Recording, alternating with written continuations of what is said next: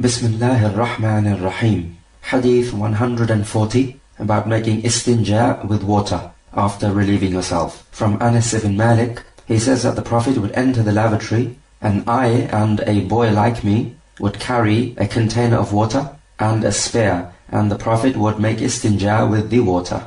So we take from this narration that it is permissible to make istinja only with water, because this is what is apparent from the hadith. It is not apparent that the Prophet would be carrying stones or tissue or leaves, and that he would only clean with the water in this narration. Some ulama have disliked using just water because they say if you just use water, then this means that when you're cleaning yourself with the left hand, you'll be touching the najasa. However, we say that touching the najasa in this case is permissible because you're touching the najasa in order to remove it. Just in the same way, for example, you are allowed to touch the perfume in order to remove it when you are in the ihram. Also, we take from the narration that it is permissible to use another free person for your services. But this is on the condition that he will not remind you of the favors he has done you. So for example, in the future he might say, do you remember the favor I did you? So you also owe me a favor. So this is minna, when somebody reminds you of the favors he did to you. But in this situation with the companions, there's no way they would have minna over the Prophet. There's no way the companions would say, oh Prophet, do you remember such and such a day I did a favor for you, so you also owe me a favor. As for using somebody's services when you pay them, then there's no way he's going to have a minna over you, because in this case now you're paying him, so it's not like he's doing you a favor. And similarly, if a father uses the services of his child, or a teacher uses the services of his student, there's no way that the child or the student is going to have a minna over his parent or teacher. So apart from these types of situations, it is recommended for a Muslim not to use the services of anyone else, and that he should do his own work by himself, and this is far more honorable for him. As for the ghulam, or the boy, who would be carrying the container of water, then we know that this is Abdullah ibn Mas'ud, who is certainly not a boy, but Anas ibn Malik calls him ghulam, or a boy, because this is something which is normal in the Arabic language. We can also take from what appears to be the case in the narration that the Prophet is going away from the people when he wants to relieve himself. And this is indeed what should be done. If you are going to relieve yourself, make sure it is away from the sights of the people. Nowadays we have enclosed toilets, but in those days they used to go outside to relieve themselves. And so it would have been more difficult to keep away from the sight of the people. So more care would need to have been taken in those days.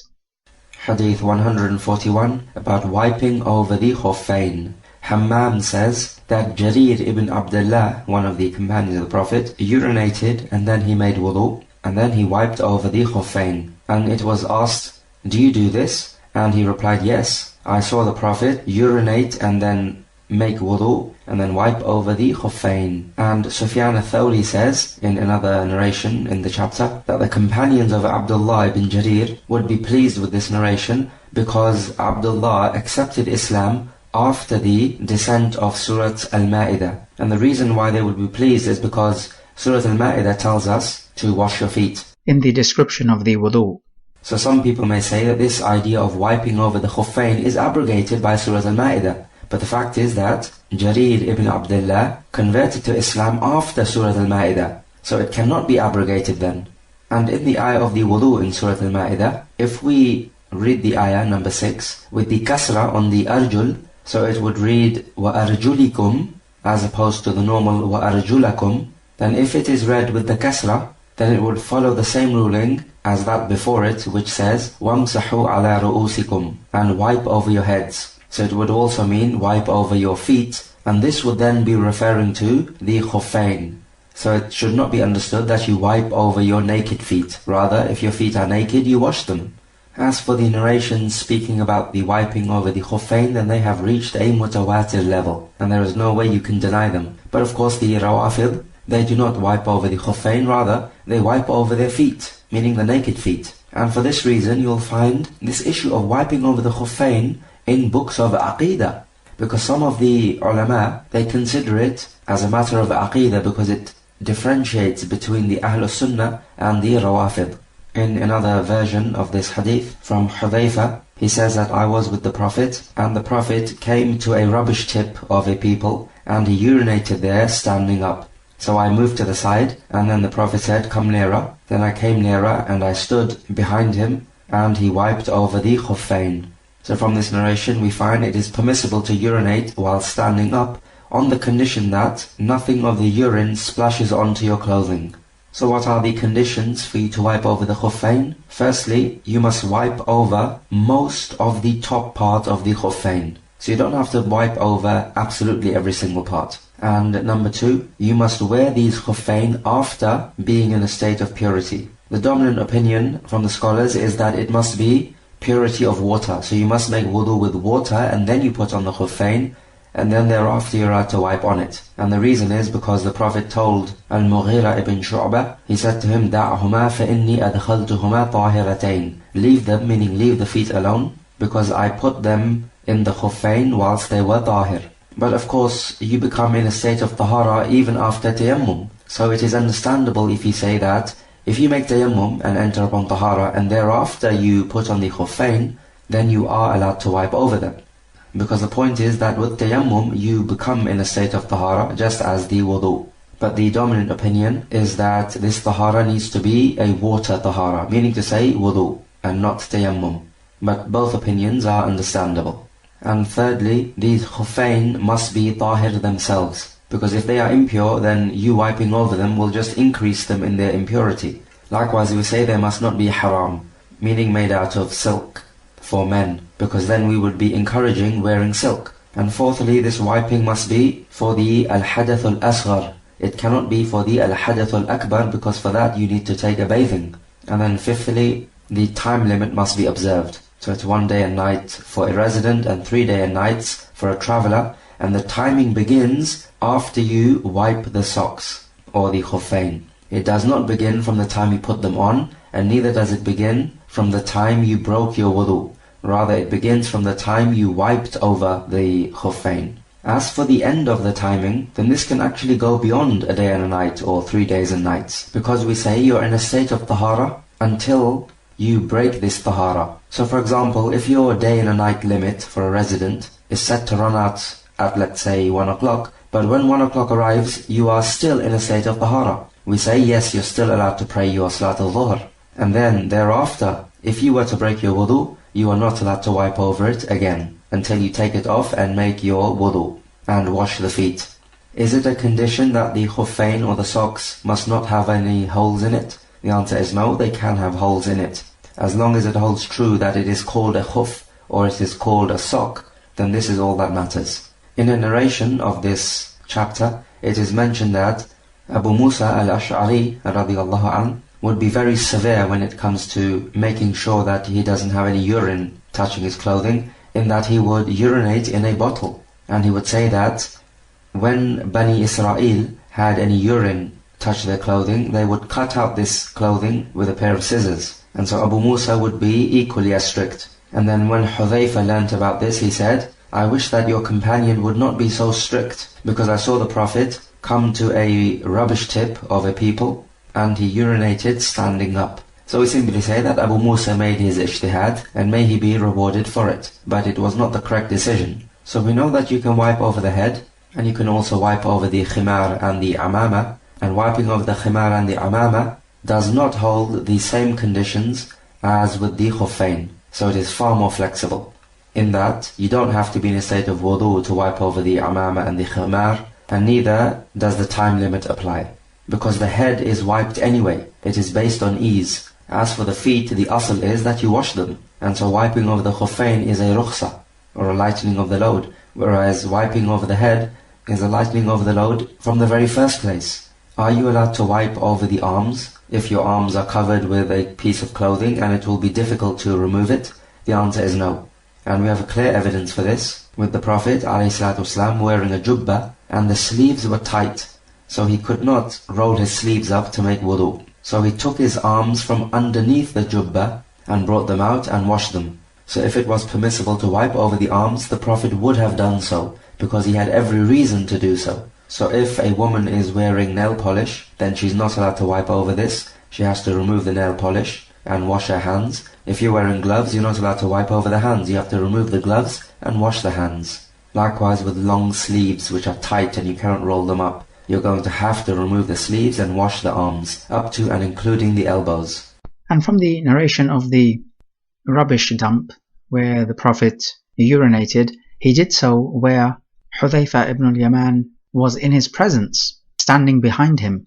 So it means it is permissible to urinate in the presence of other people, although it is better not to. So nowadays we find urinals, and so therefore it is permissible to urinate in the urinals, because as long as your awrah is covered from the sight of people, then that is the basic minimum requirement, although it is better to be away from the sight of other people. We may also take that if somebody is being too severe in his deen, then we do not agree with this, and our disagreement should be registered and known. Yes, these were the most virtuous of people, but that does not mean that absolutely everything they said and did was correct. They were human first and foremost. The narration of Jarir also teaches us how vital it is to know something about history, because it is vital for us to know that Jarir embraced Islam after Surah Al-Ma'idah. So it means that the wiping over the socks cannot be abrogated by Surah Al-Ma'idah. Also note that the Malikiyah have said that if you wear the socks purely in order to wipe over them so as to avoid washing them, for example, if a woman has henna on her feet and she does not want to wash the feet so as to disturb the henna, so she wears the socks in order to wipe over the feet, then they say that this is impermissible. However, the opposing opinion says that there is no evidence for such a restriction, and that you may wear the socks in order to wipe over them, and that there is nothing to say you're not allowed to do so. The ulama have also asked which is better, washing your feet or wiping over them. And there are, of course, two different opinions. Some say washing because that is what the Quran orders us. Some say wiping because that is easier, and as long as it is halal, then you should go for the easier option.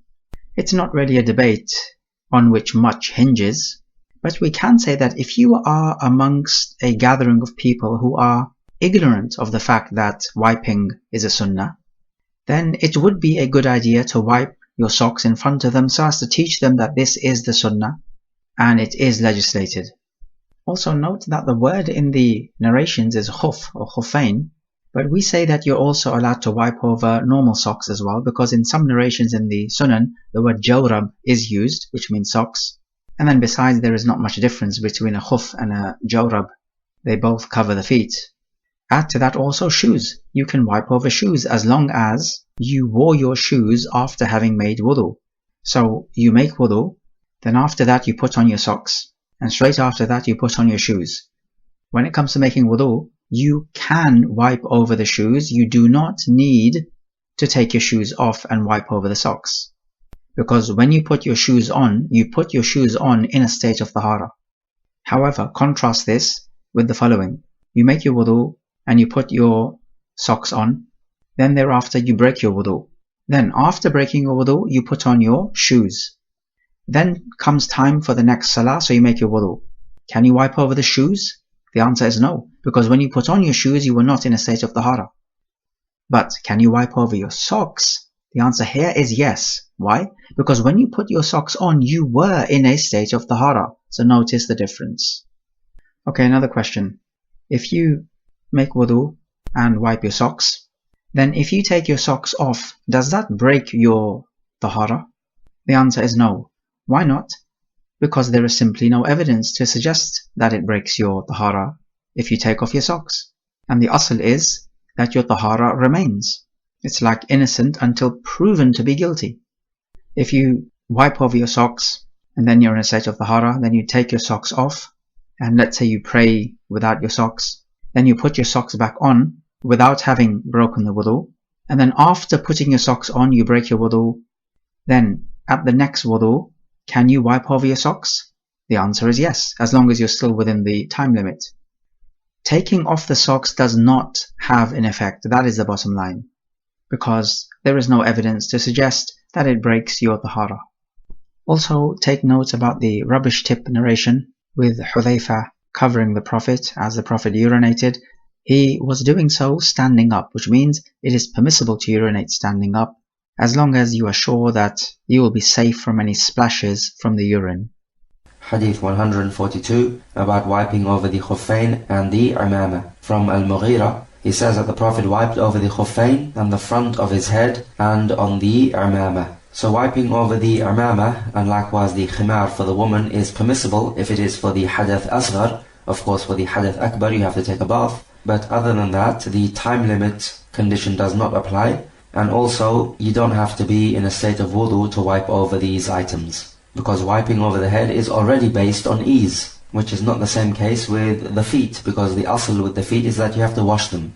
And with the imama, it has to be tied in such a way that it would be difficult to remove it and wash the head. So that's the type of imama you wash over. As for if you're just wearing a skull cap, then you do not wipe over this. You simply remove the skull cap and wipe over the head. Likewise, if you're just wearing a shimar and it is just draping over the head, you do not wipe over that. Rather, you remove the shimar and you wipe over the head. As for where the narration says that he would wipe over the front part of the head, then this is if the front part of the head is showing. But if your imama is covering even the front part of the head at the top, then you don't need to wipe the front part of the head. You simply wipe over the imama. Also, just a quick note, in the first narration of this particular chapter, it goes into a bit more depth, and it talks about how the Prophet made his wudu and wiped over the turban and the forelock and the khuffain, and that the Prophet and Al-Mughira bin Shu'bah, who was helping the Prophet make the wudu, arrived at the salah late, and Abdurrahman bin Auf was leading them in the prayer and had already completed one rak'ah. When Abdurrahman noticed that the Prophet is standing behind him, he tried to move back, and the Prophet signaled to him, "No, stay where you are and continue leading the salah." So we may take from this that a less virtuous man can lead a more virtuous man in the salah, and that it is not ideal to swap positions in the middle of the salah. It's unnecessary. And also we find afterwards the Prophet and Al-Mughira made up for the rak'ah that they missed. And this is a discussion for the salah. Hadith 143, the timing of wiping over the khuffain. From Ibn Hani, he says that I came to Aisha and asked him about wiping over the khuffain, and she said, "Go to Ibn Abi Talib and ask him, because he used to travel with the Prophet much." So we asked him, and he replied that the Prophet stipulated 3 days and nights for the traveller and 1 day and night for the resident. So we take from this narration, if you do not know something, then do not answer the question, rather refer the questioner to somebody more knowledgeable, just as Aisha did in this case. In the Sunan, we have that the Prophet would wipe over the jawrab, which are the socks. So the khuffain are leather socks, but it does not have to be leather socks, it could be any socks, made out of any material. The point is that they are socks. And it's funny how the Rawafid do not approve of wiping over the khuffain, but in this narration here, Ali ibn Abi Talib is talking about wiping over the khuffain. And we know how much they revere Ali ibn Abi Talib, so why don't they follow him in this narration? And the second point is, they speak evil of Aisha radiallahu anha. But look how Aisha referred the questioner to Ali ibn Abi Talib. It shows how sincere she was to the ummah. And this is even after Aisha had an ill feeling against Ali ibn Abi Talib, because Ali encouraged the Prophet to divorce Aisha during the episode of the slander against Aisha. And he only did this to protect the Prophet's honor. But Aisha took it the wrong way, and she felt some grudge against Ali. But here we find in this narration, she refers the questioner to Ali ibn Abi Talib.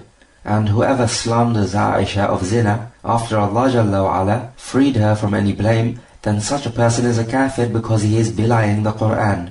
Hadith 144, the permissibility of praying all the prayers with one wudu. From Buraidah, he says that the Prophet, on the day of the Fath, meaning the conquest of Mecca, he prayed all the salah with one wudu, and he wiped over the khuffain. And Umar said to him, "You have done something today which I have never seen you do before." He's referring to the fact that the Prophet prayed all the prayers with one wudu and wiped over the khuffain. And the Prophet replied, "Amdan sana'atu ya Umar." I did this on purpose, O Umar.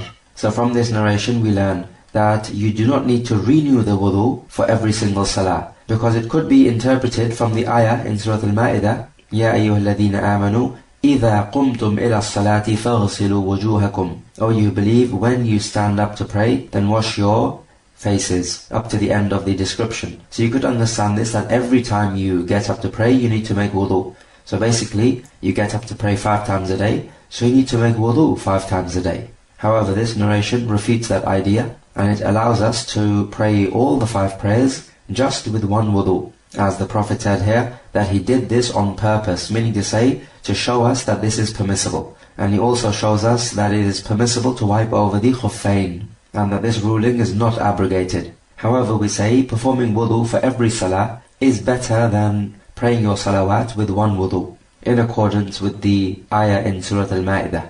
You're allowed to wear socks even if the air is not cold, as long as it does not reach to a level in which it is seen to be indulging in life too much. As the Prophet encouraged that sometimes we should walk barefoot, because the Prophet saw that wearing shoes all the time is indulging in luxury.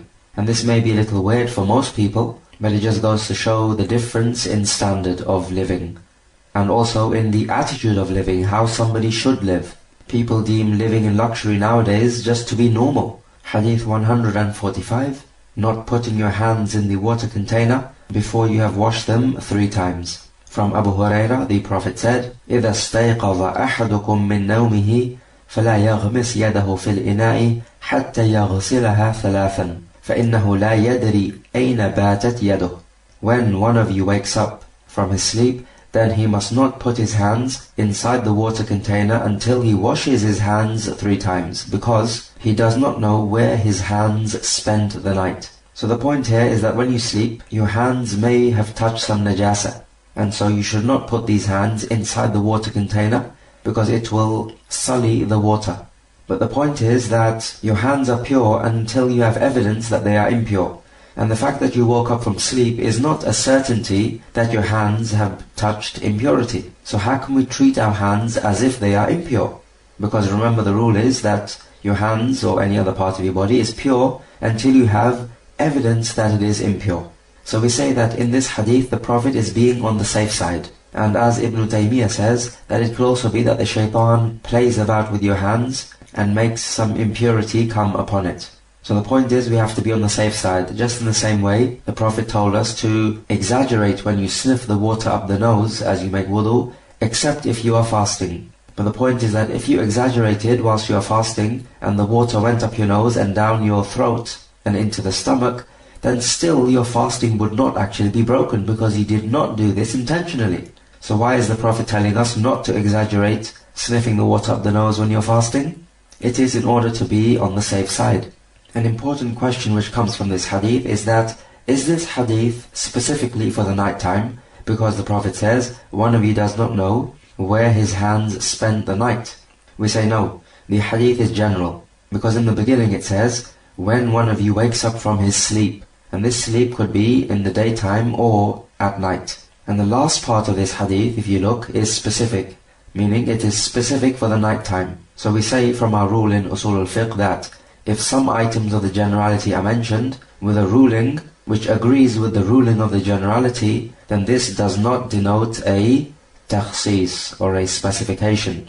So in the first part of the hadith, it is general, that you're not allowed to put the hand in the water container after you wake up from your sleep. And the second part of the hadith is specific to night time.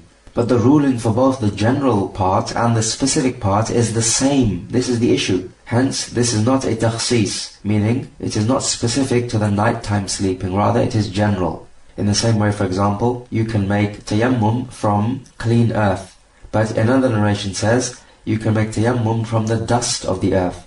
Does this now mean to say that you can only make tayammum from dust, meaning turab? We say no. Just because a specific item is mentioned does not mean that this is a takhsis, because both the ruling for the general evidence and the specific evidence is the same, that you're allowed to make tayammum. And for more information on this, refer to our audio on Usul al-Fiqh. And also the fact that you don't know where your hands have been when you are sleeping indicates to us that the actions of a sleeping person are not attributed to him. So if a sleeping person utters a divorce to his wife, then this does not count. If a sleeping person gives something in charity, then this does not count. Okay, what about the ruling of washing your hands 3 times before you put it in the water container? The majority of the scholars say that this is recommended and not wajib. And this is theoretically speaking, of course. Practically, we should not think, oh, it's just mustahab, therefore we will not do it. No, rather, we will obey the instructions because there is all goodness in following the sunnah. However, if somebody did not do it, even intentionally, we would not declare that such a person is a sinner.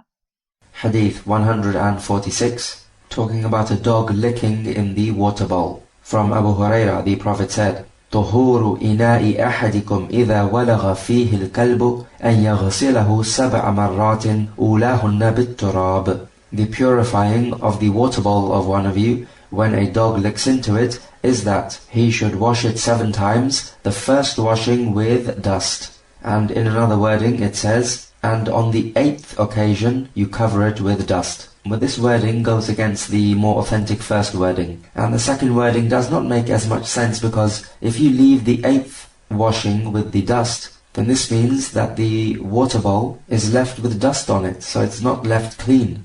Whereas if you use the first washing with the dust, then the rest of the 6 washings is going to remove the dust and clean the bowl.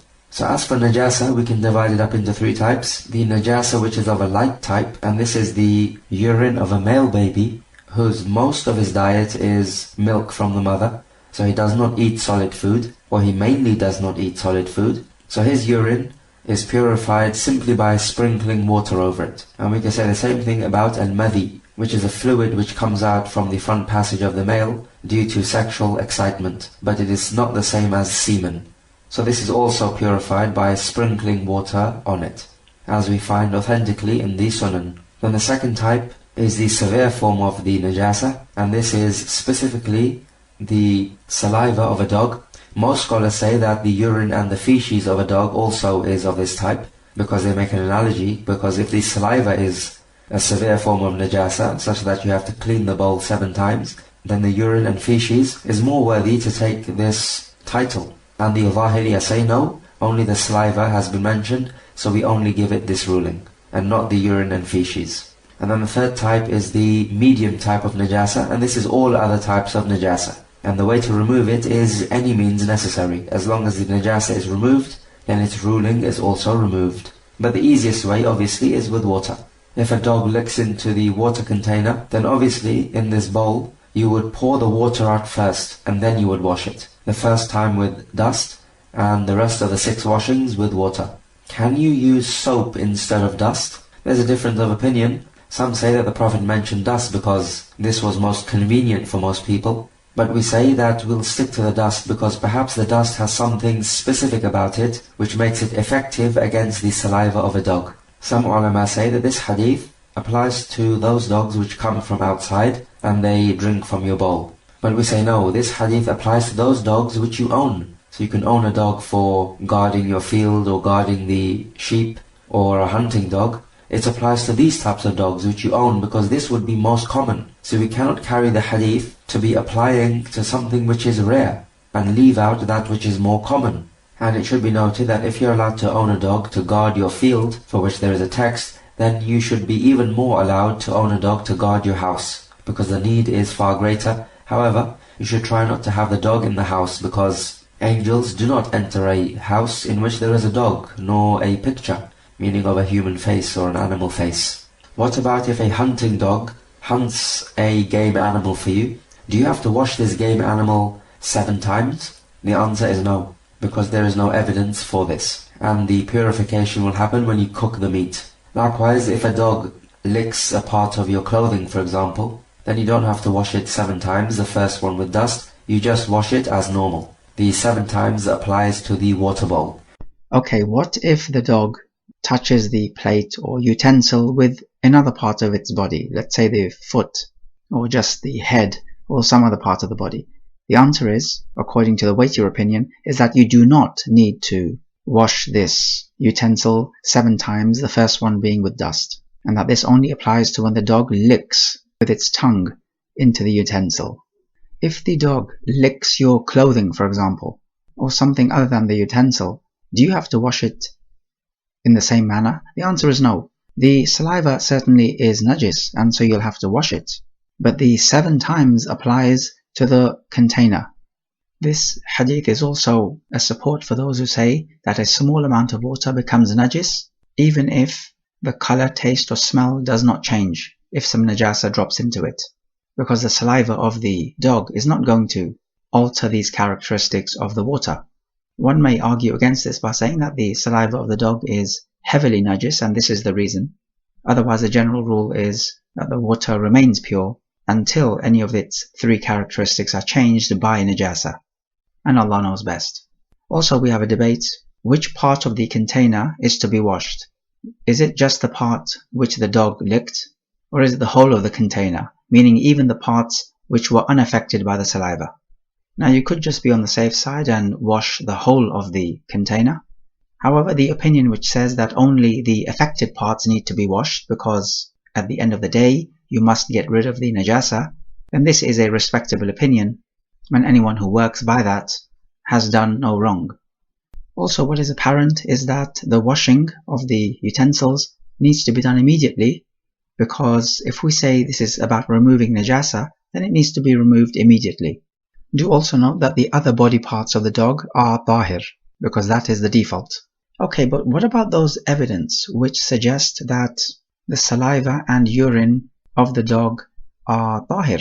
For example, the dog is allowed to hunt for you, and that's well known. Surely the saliva is going to touch the prey.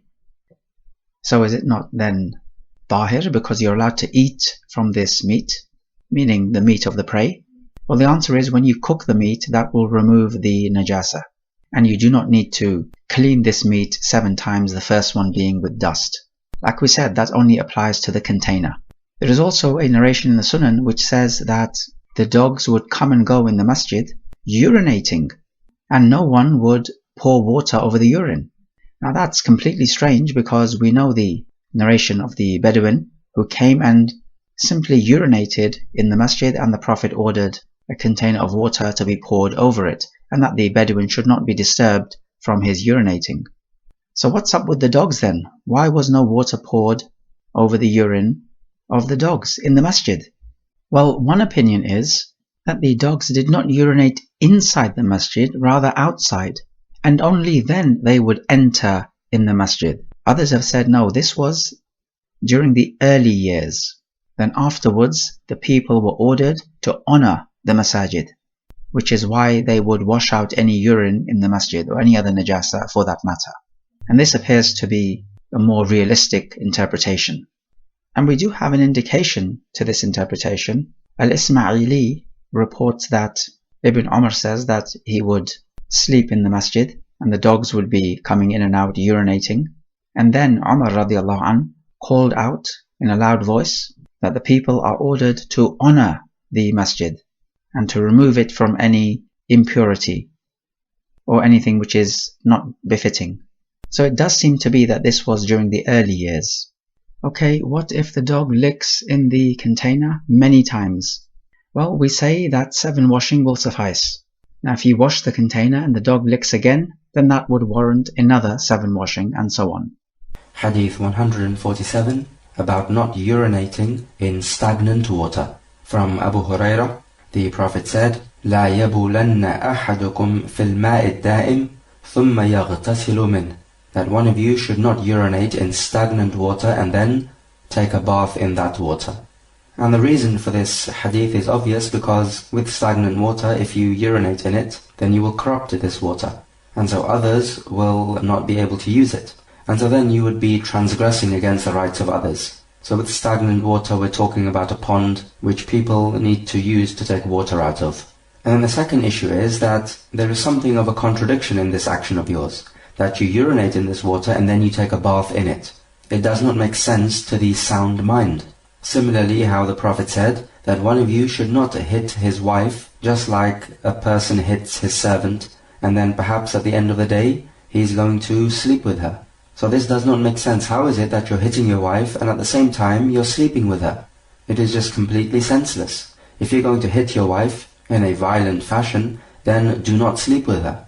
And if you're going to sleep with her, then do not hit her in this sort of way. Does urinating in this water make it impure? The answer is no, not necessarily. What does make it impure is if an impurity changes the smell, color or taste of the water. If it does not change it, then the water remains pure. And some scholars say that if the water is less than 2 qulla, then the water becomes impure simply due to the virtue of the fact that the impurity has touched it. And a qulla is a water container made out of pottery clay. So they say if it is less than 2 qulla, then the color, taste or smell does not have to change through an impurity. Rather, simply an impurity being in contact with the water will make it najis. And from the scholars are those who make an exception to this hadith. They say that if the water is of a large amount, like a seawater or an ocean, then you are allowed to urinate in it, because it will not cause the same level of harm as it would if you were to urinate in a pond, because people need the water of the pond. Hadith 148 from Abu Hurairah, the Prophet said, لا يغتسل أحدكم في الماء الدائم وهو جنب. None of you should take a bath in stagnant water when he is in a state of janaba. And Abu Hurairah was asked, then how should the person use this water? And he replied, he should take the water out from this pond with his hands and then use it. So we find from this hadith that you're not allowed to take a bath in a pond if you are in a state of janaba, and this is because it will be a transgression against the rights of others, because then you'll corrupt the water for them to use it. And so therefore Abu Hurairah says that the way to do it is to take the water out of the pond if you want to use it, instead of going in the whole pond yourself and corrupting the water, because then others will not want to use it anymore. It does not mean to say that you will make the water impure. Of course, the water does not become impure unless its smell, color or taste is changed by an impurity. But the point about this hadith is that you will repel the others from using this water. So it will be a transgression against others. This is the point. So this hadith is clear enough for a pond. What about if there is a large amount of water? Then the prohibition is not as serious, because you taking a bath in, let's say, an ocean is not really going to affect the water that much, whereas it will do if it is a pond. And the body of a human being never becomes impure, even if you are in a state of janaba, but this is spiritual impurity, in that you're not allowed to pray if you are in this state, but you're not physically impure. And the Prophet said, إِنَّ الْمُؤْمِنَ لَا يَنْجُسْ, that a believer does not become najis or impure, and this is physically impure. Do we understand from this hadith that if the water is not still, meaning to say if the water is running, then you are allowed to take a bath? The answer is yes, because then you will not be harming anyone else, because the water which you've used is not going to remain for the others, because it will run away. So it is not the same thing as still water. So the point is, if you want to use the pond water, and back in those days they would be using pond water a lot more often than people do nowadays, because nowadays people have taps and they have their own bathroom. But back in those days they would be using ponds much more, as it was more of a traditional way of living. But if you're going to use pond water, then you simply take the water out from the pond, instead of dipping your own self in it. Now note here that the wording mentions the janaba, but what about taking a bath from other than janaba? And we say that the ruling is the same, because the illah would be the same. You do not want to put others off from this public water, because that would be taking liberties. Hadith 149, the obligation of cleaning the masjid of urine, and that the ground can be purified with water. From Anas ibn Malik, he says that whilst we were in the masjid with the Prophet ﷺ, an A'rabi came along and he started to urinate in the masjid. And the companions of the Prophet started to say, Mah, Mah, which means stop doing what you're doing. So they are rebuking him for it. And the Prophet said, La tazrimu, do not stop him from urinating. Da'u, leave him. So they left him until he finished urinating. And then the Prophet called this A'rabi and he told him, Inna hadhihi al-masajida la tasluhu li shay'in min hadha al-bawli wala al-qadar. Innama hiya li dhikri Allahi azza wa jalla was-salati wa qira'ati al-Qur'an. That it is not fitting to have any urine in these masajid nor any dirt. They are only for the remembrance of Allah azza wa jal, and for the salah, and for the recitation of the Qur'an. And the Prophet spoke words to this effect, and then thereafter he ordered a man to bring a bucket of water and pour it over the urine.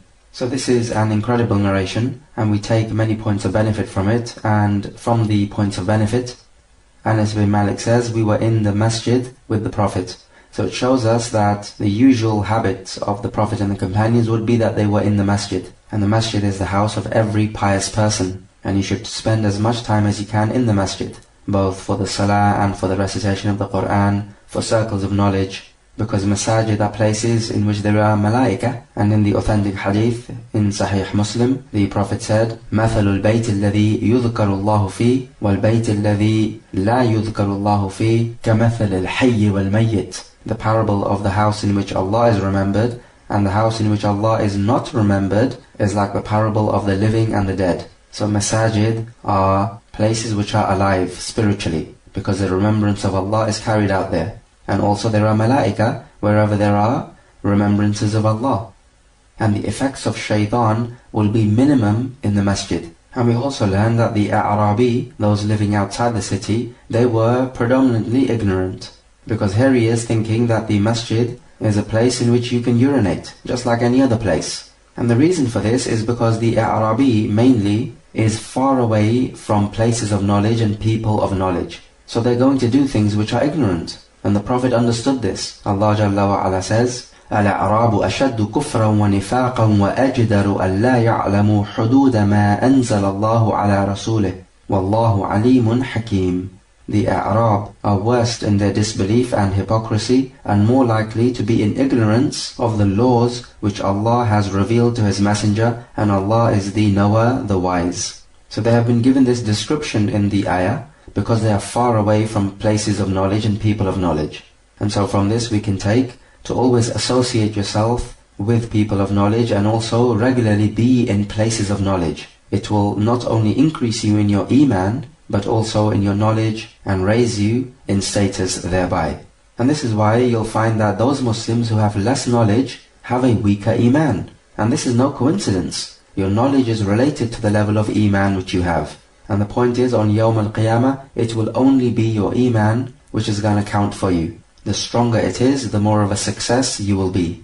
So the better your accounting will be, and the faster you will move across the Sirat, which is a bridge across Jahannam, and the higher your status will be in Jannah. And all of this because of your high level of iman, due to your high level of knowledge, due to you associating yourself with people of knowledge and places of knowledge. So as this A'rabi was urinating, the Prophet forbade his companions from stopping him. So does this make sense? The Prophet is preventing his companions from forbidding the evil. How can you possibly do that? Is it not an obligation to forbid the evil? We say yes, it's an obligation to forbid the evil if it will not lead to an evil which is greater than the one you're forbidding. Think about this situation. If the companions now try to physically stop him, then the urine is going to reach other parts of the masjid as the man will be agitated. But as it is now, at least the urine will be in one part of the masjid which is less of a harm than the other scenario. So in this particular case, forbidding the evil will lead to a worse outcome. So we take then that if you have a situation in which you cannot avoid the evil, then choose the lesser of the two harms. Clearly this A'rabi did not know the etiquettes of the masjid. So this brings us to a situation, are we allowed to bring in people in the masjid who will not respect it? For example, young children. We say if the child is of an age where he will not respect the masjid, then it is not permissible to bring him in the masjid until he reaches an age or he has enough sense to respect the masjid. Because bringing him in will harm others, as he will start to shout and run around, and this is not fitting. And the masajid must be removed of any one or thing which will harm others or distract others. This is why if a person comes in and his breath is stinking of onions or garlic because he has eaten them, or perhaps even if he's been smoking, then the imam has the right to have this person ejected from the masjid, because he is harming others. And the malaika are also harmed when the other people are harmed. And from the benefits of this hadith, we learn the good teaching technique and the soft character of the Prophet. The Prophet knew that this man is simply ignorant, so you have to deal with him gently. And so look how the Prophet explained to him that it is not fitting for these masajid to have any urine or any dirt, and that they are for the remembrance of Allah, for the salah and for the recitation of the Quran. As for the salah and the Quran, this is clear enough to understand, but what does he then mean with the remembrance of Allah? He means those circles which are talking about the deen of Allah Jalla wa Ala and the Sunnah and matters pertaining to this deen.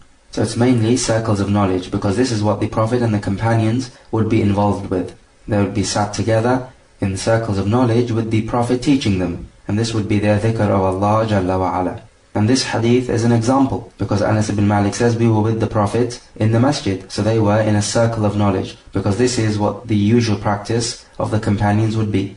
So this is what the masajid are meant to be used for. Nowadays you find many masajid are only used for the 5 times prayer, and this is a big deficiency. Is it permissible to sleep in the masjid? The correct opinion is yes, it is, and anyone can sleep. Some scholars have said only the traveller is allowed to sleep, and if you're a resident, it is not befitting for you to sleep. However, we have evidences from Ibn Umar that he used to sleep in the masjid before he was married, and Ali bin Abi Talib, he was sleeping in the masjid when he had an argument with his wife Fatima. We also have the Ahl al-Suffa, the poor people from the Muhajirin, they were sleeping in the masjid. Also the woman who would clean the masjid, she would sleep in the masjid. Thumama ibn Uthal and Safwan ibn Umayyah, they are also people who slept in the masjid.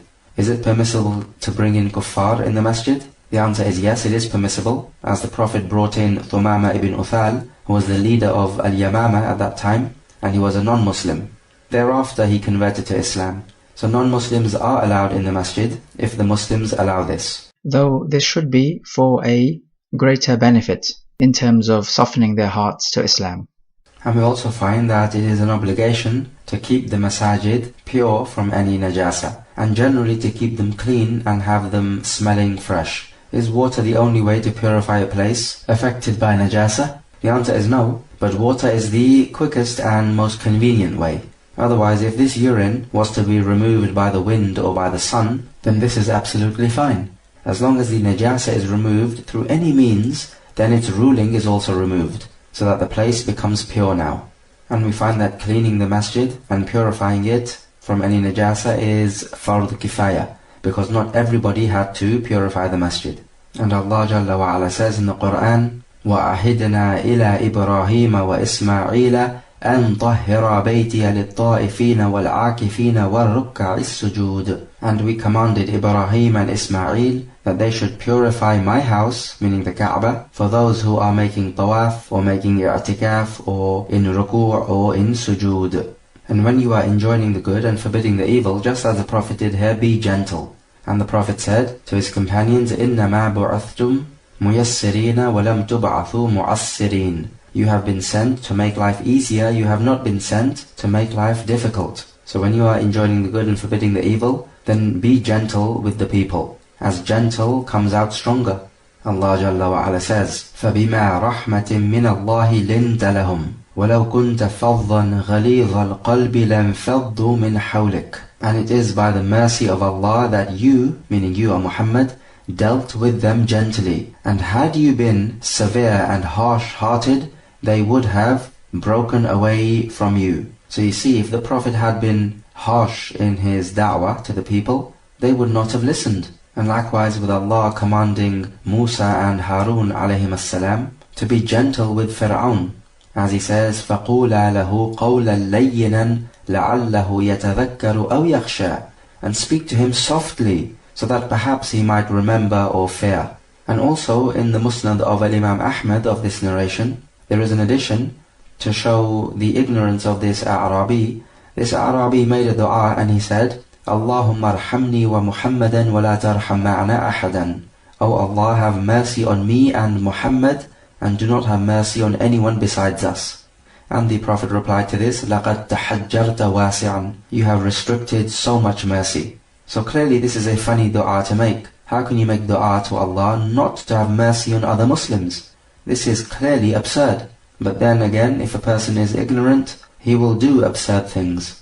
Hadith 150, about the ruling of the urine of a male baby who is breastfeeding. From Aisha, she says that a little child was brought to the Prophet so that the Prophet could give him barakah and make tahniq on him. And this baby urinated on the clothing of the Prophet. So the Prophet called for some water and he sprinkled the water on the urine. And he did not fully wash it. So the male baby, who mainly drinks milk, and most of his diet is of this sort, and a minority of his diet is solid food, then his urine can simply be purified by sprinkling water on it, and you don't need to fully wash it. So you don't need to thoroughly put water on the clothing, and to rub the clothing, and also squeeze it. just a simple sprinkling of the water would do, because this najasa is of a light type. As for tahniq, then the Prophet would chew some dates and put the juice of the date in the mouth of the baby, so that the baby can taste the date. And this would be either so that the baby can receive blessing from the saliva of the Prophet,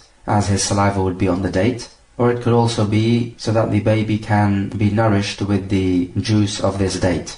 And it is likely to be for both reasons. And we say that this idea of tahniq, any parent can do this on his child, as long as you don't have a contagious disease. So for example, if you have a cold or a flu, then you should not do it, because then you'll pass the contagious disease onto the child. And the child's immune system is not very strong. In the Sunan, authentically, the Prophet said, يُرَشُّ مِن بَوْلِ الْغُلَامِ وَيُغْسَلُ مِن بَوْلِ الْجَارِيَةِ, that the urine of a small child should just have water sprinkled on it, and the urine of a small baby girl should be thoroughly washed. So there's a clear difference now between the urine of a boy and a girl. Why is there a difference? Some scholars say we don't know the reason, so we just follow the text. So this is a matter which is ta'abbudi, a matter which we follow without knowing what the reason is. We know there is a reason, but we just don't know it. Some scholars have suggested that the urine of a baby girl doesn't spread out as much as the urine of a baby boy, so it is easier to clean. As for a baby boy, if you had to clean it, because his urine spreads out much more, it will be far more difficult to clean it. But Allah knows best.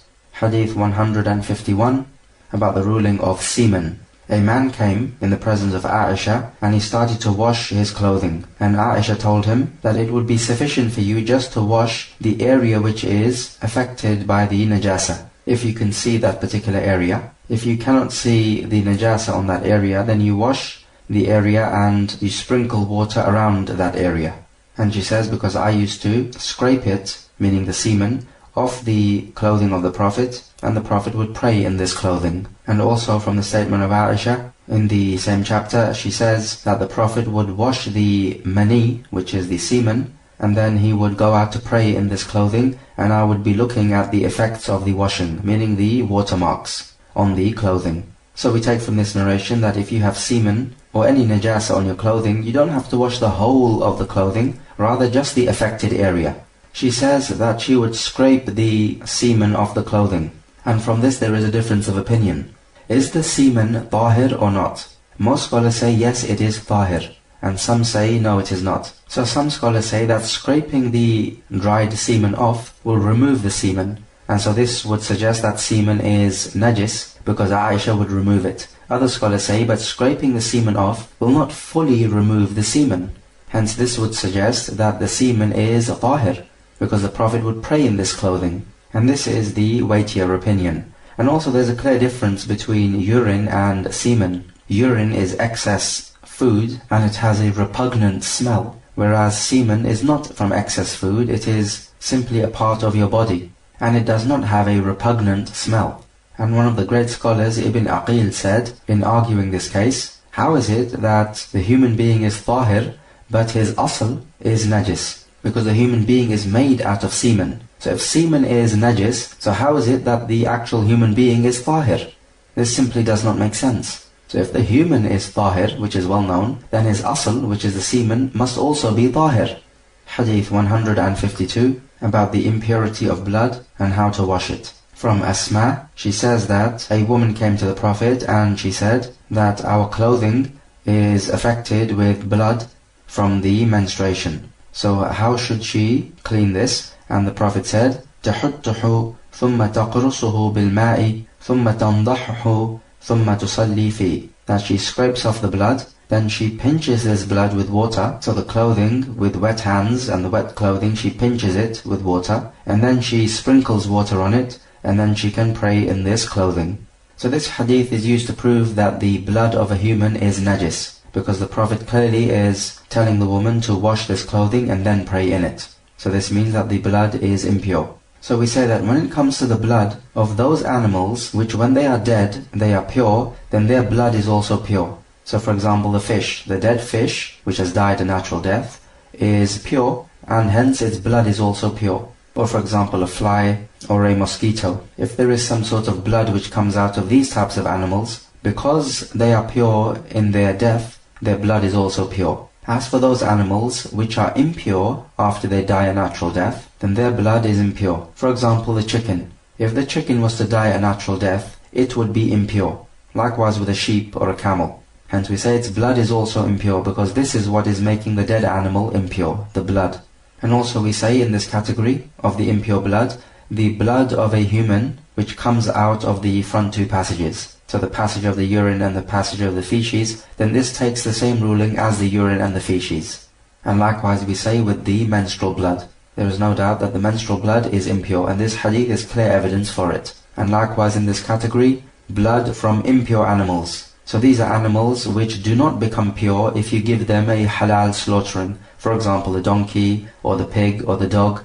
Even if you slaughter them in a halal slaughtering, they still will not become pure and halal to eat. So their blood is impure.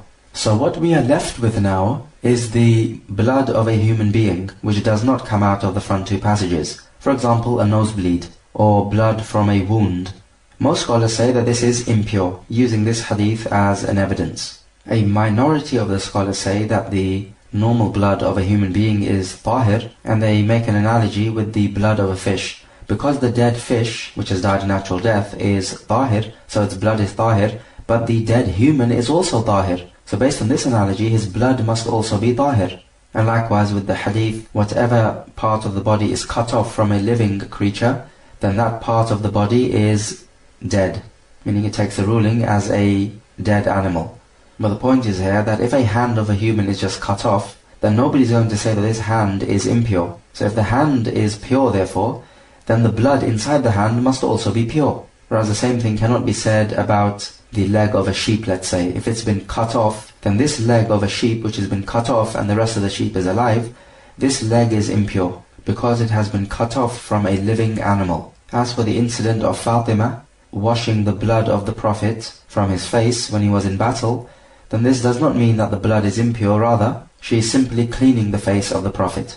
And as for the menstrual blood, then there is no doubt that the menstrual blood is impure. Also note that we can take that an ajnabi man can speak to a non-mahram woman if it is for a genuine need, but it should not be as a social gathering, because there is no genuine need for that. Okay, here's a question. Is water the only way of getting rid of najasa? The answer is no. However the najasa is removed, then that would suffice. Yes, water is the quickest and most efficient way most of the time, but that does not mean it's the only way. So based on that, if you send your clothes to the dry cleaners, they do not use water to clean your clothes. So if your clothes have najasa and you take it to the dry cleaners, would that remove the najasa? The answer is yes. End of track questions number 1. We said that one of the conditions for wiping over the khuffain is that the khuf must be permissible to be worn. So it must not be silk for men or stolen, because wiping over the khuffain is a rukhsa, or a lightening of the load, and a rukhsa cannot be taken with that which is haram, and this is the general rule. But make mention of the other conditions for the khuffain to be wiped over. Question number 2. What is the evidence that you do not need to make wudu for every single salah? Question number 3. What are the 3 types of najasa, and how do you remove them? Question number 4. Is semen tahir or najis? And give reasons for your answer.